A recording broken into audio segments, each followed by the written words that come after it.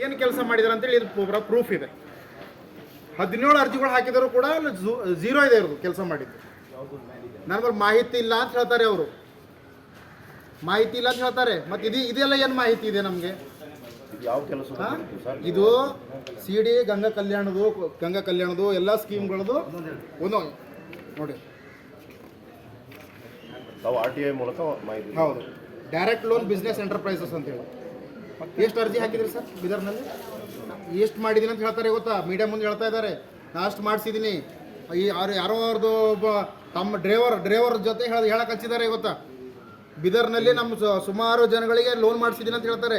ಎಷ್ಟು ಮಾಡಿಸಿದ್ದೀರಿ ಸರ್ ನೀವು? ಎಲ್ಲಿದೆ ಮತ್ತು ಲೋನ್ ಮಾಡಿಸಿದ್ದು ನೀವು? ಝೀರೋ. ನಾ ಮಾಡಿಸಿದ್ದು ಝೀರೋ.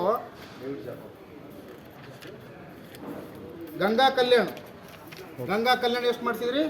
ಬೀದರ್ ಅರ್ಜಿಗಳಲ್ಲಿ 17 ಗಂಗಾ ಕಲ್ಯಾಣ ಇದೆ ಅರ್ಜಿಗಳು ಬಂದವು. ಅದು ಎಷ್ಟು ಮಾಡಿಸಿದ್ರಿ? ಝೀರೋ. ಏನು ಮಾಹಿತಿ ಇಲ್ಲ ಅಂತ ಹೇಳ್ತೀರಿ.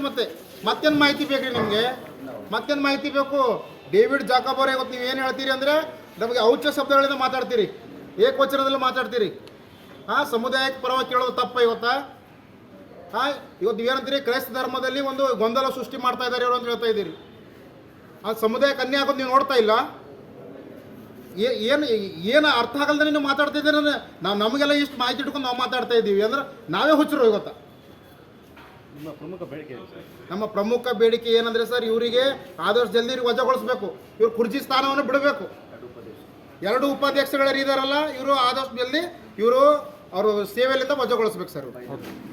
ಮತ್ತೆ ಏನು ಮುಂದೆ MD ಇದ್ದಾರೆ, ಇವ್ರಿಗೆ ಒಳ್ಳೆ ಒಂದು MD, ಅವ್ರಿಗೆ ನಾಲೆಜ್ ಇರುವಂಥ MD ತಂದು ಅಲ್ಲಿ ನಿಗಮದಲ್ಲಿ ನಿಂದಿರ್ಸ್ಬೇಕಂತೇಳಿ ನಾನು ಮನವಿ ಇರ್ತದೆ ಸರ್. ಈ ಕುರಿತು ಫ್ರೀಡಮ್ ಪಾರ್ಕ್ ಅಲ್ಲಿ ಸಹಿತ ಪ್ರತಿಭಟನೆ ಮಾಡಿದ್ದೀವಿ ನಾವು. ಅಲ್ಲಿ ಅಧಿಕಾರಿಗಳು ಒಂದು ಮನವಿ ಕೂಡ ಸ್ವೀಕರಿಸಿ ಮತ್ತೆ ಎಲ್ಲೆಲ್ಲಿ ಒಂದು ಮನವಿ ಕೊಟ್ಟಿದ್ದೀರಿ, ಕಂಪ್ಲೇಂಟ್ ಎಲ್ಲೆಲ್ಲಿ ಮಾಡಿದ್ದೀರಿ?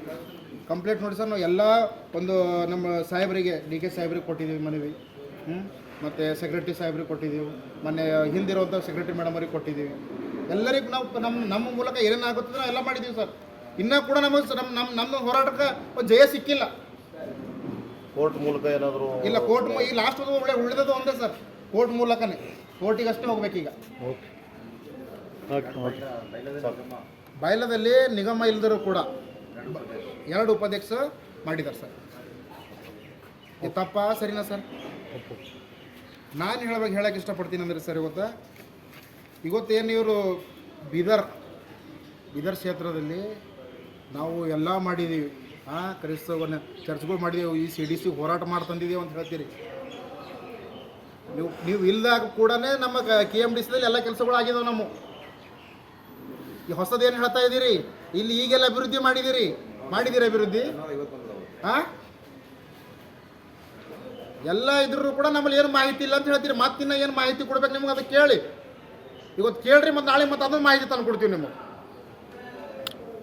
ಓಕೆ.